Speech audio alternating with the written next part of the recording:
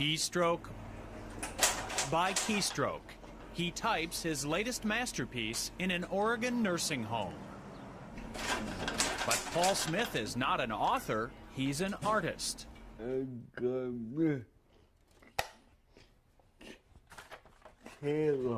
He was born with severe cerebral palsy, yet Paul Smith has created hundreds of works of art using a typewriter. You give me a typewriter, I can't even type 12 words a minute looking at my hands, okay? There's no way that I could come up with a picture like that.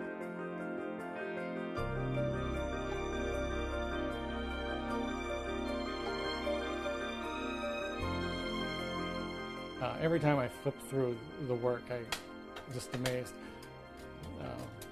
Because it's as good as art as you can find. Paul's movements are severely limited. His determination, endless. His disorder makes using a brush or pen impossible. But as a young man, he discovered the keys to expressing himself at the top of a typewriter keyboard. Using just 10 of the symbol keys, he taught himself to paint. Look closely and you can see how Paul typed pound signs to create the facial detail on his Mona Lisa. Here, the @ symbol doubles for desk drawer knobs in this scene of his childhood bedroom. Note the typewriter prominently displayed. Paul has created incredibly detailed pictures by artistically aligning those 10 keys against a black or colored ribbon.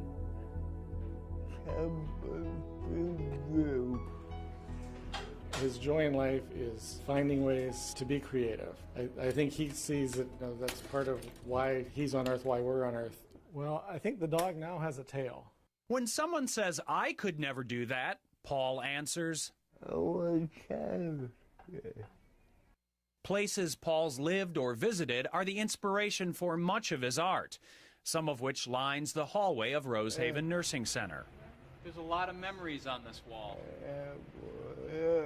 Let's see, that's the ship you went to Bermuda on.